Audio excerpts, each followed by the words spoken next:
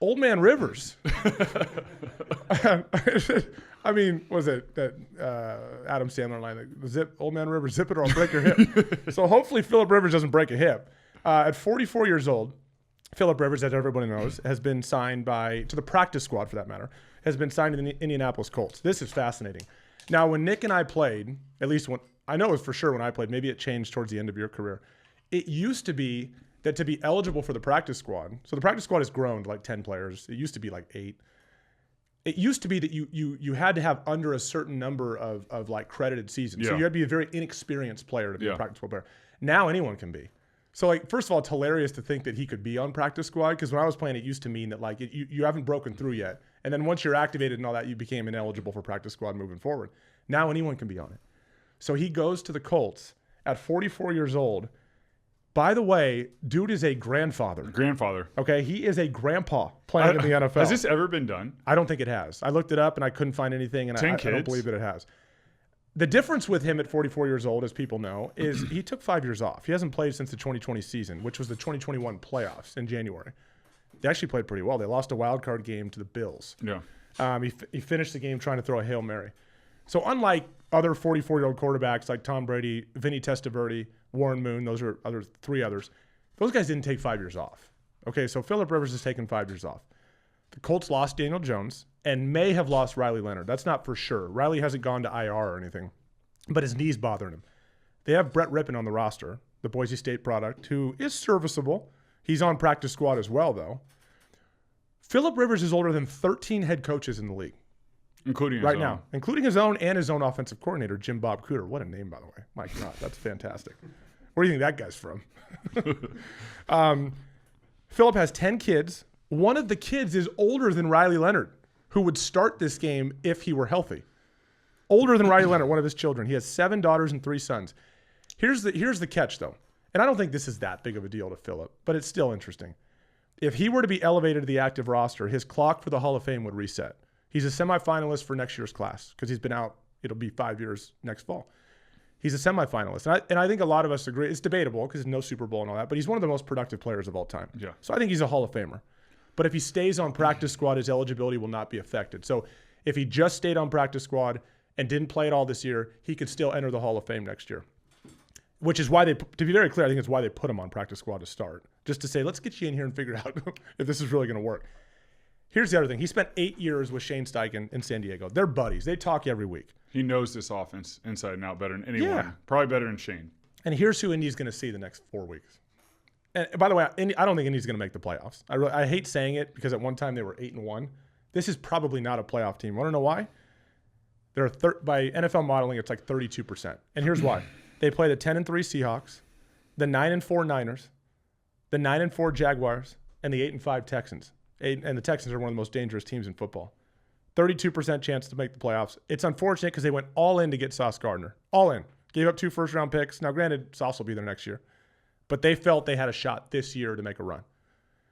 Nick, I don't know what you think. I have my doubts we'll see him activated. I think it's like another coach you bring in the building, and it's a fun way to do it because he and Shane are boys.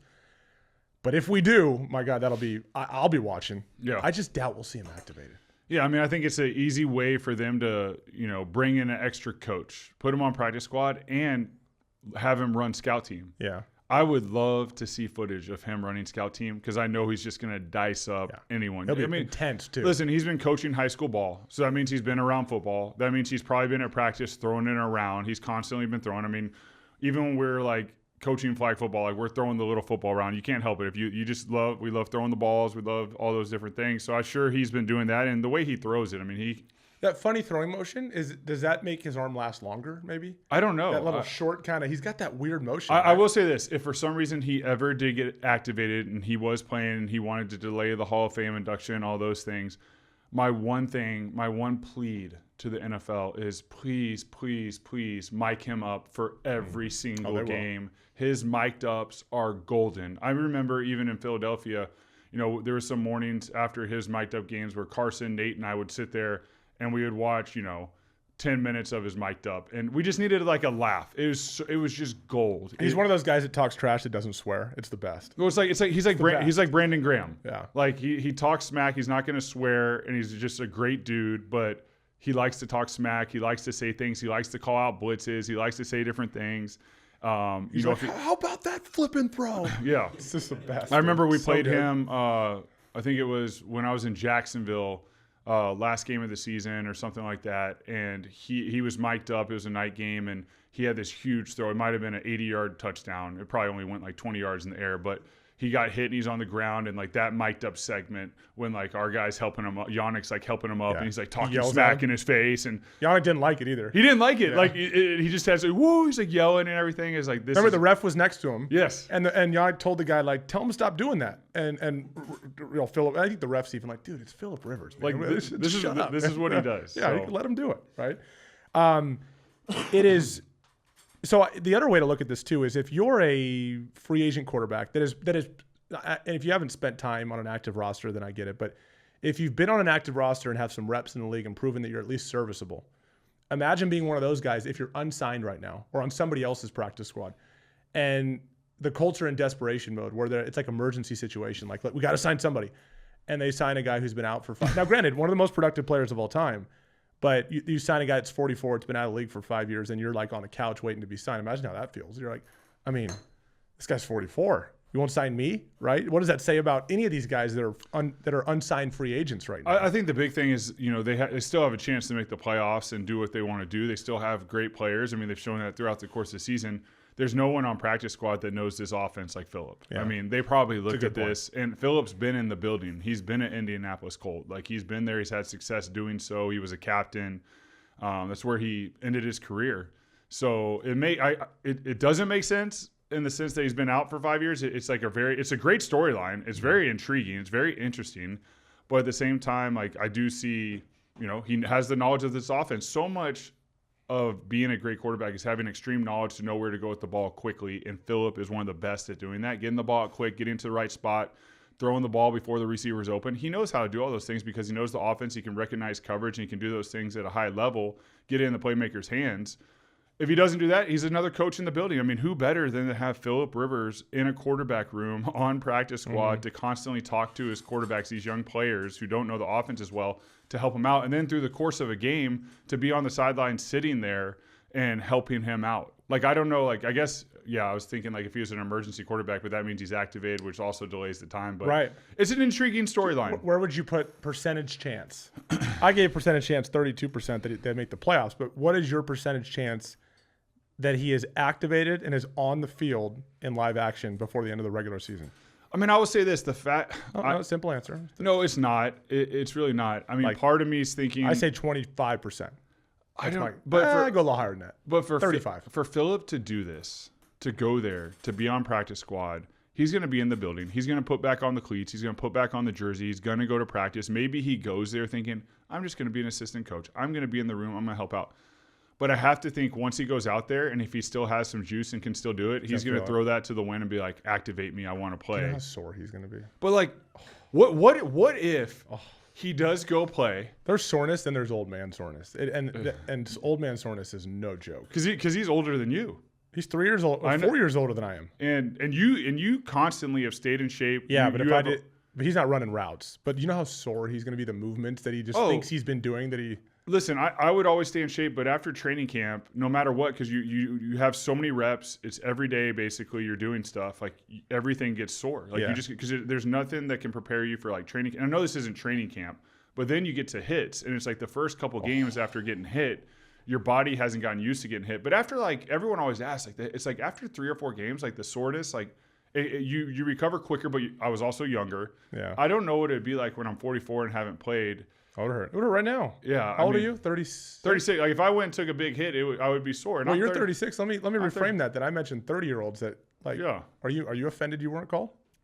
I think they know. I was there at the end of my career. I think they knew when I hung it up. I was done. I don't know. I'd be insulted if I were you. I'm not insulted.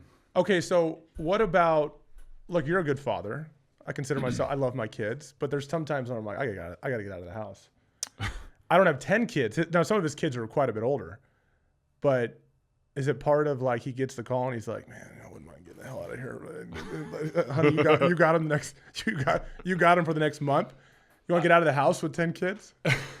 I see that perspective. a good way. And there's times when like the boys are tantrum and stuff. And man, maybe coaching, maybe. Yeah. But then I'm always like, I'm really grateful that I can be around and do the things I do. But at the same time, how cool is it if he does play and after a game he's holding his grandchild after a game and like taking a photo after he like leads the Colts to a victory while he's activated. That is an amazing storyline. Adds to his career. It's a really cool storyline, and it's fun. I think it's really neat that it's Phillip Rivers. Yeah. If it was someone else, I don't know if I'd be as intrigued, but I just love Phillip. I've always been a fan of him. I love his personality. I love the way he's played the game. I love the way he represented himself, and he's just a gunslinger, man. And he's a tough dude. Like the AFC Championship game that he played in, the game before he had torn his MCL and ACL and braced it up and like went out there and just added to his legend. They lost, but threw over 200 yards and was still dicing them up a little bit. I mean, guy's just a legend. Yeah, he's one of my favorite competitors to watch of all. Just his like competitive demeanor and how much he brings, how much he wants it. I guess I'm not surprised that we're at 44 years old. This guy's wired a different way. He doesn't like. I'm not surprised he said yes.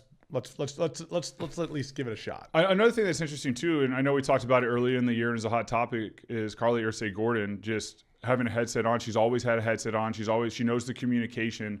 I wonder if she was in. I mean, obviously she was in on agreeing to this, but maybe she's like, we need someone there that can communicate better. I don't know. I'd have to think that she has. This is a point where like her knowledge and what she's been listening to, she probably has more insight than any owner ever has of what the team needs. So it's a very unique decision, but maybe her listening into everything is like, hey, we're missing this key piece, especially with losing Daniel Jones. Like, we need someone in here that can communicate everything because we're lacking that now with younger players. So, hey, bringing Phillip back, it seems strange, but maybe from a communication standpoint and a knowledge standpoint, like they need that in the QB room. Even if he doesn't play.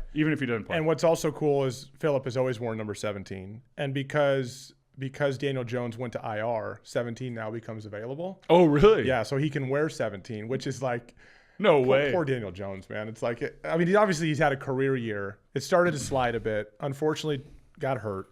And they're like, hey, man, we're going to move you to IR. And by the way, give us that jersey. we got to hand it over to Phillip when he gets here. Tough. So he's going to, again, Phillip's not on the active roster right now, but he's going to get number 17 as a practice squad player.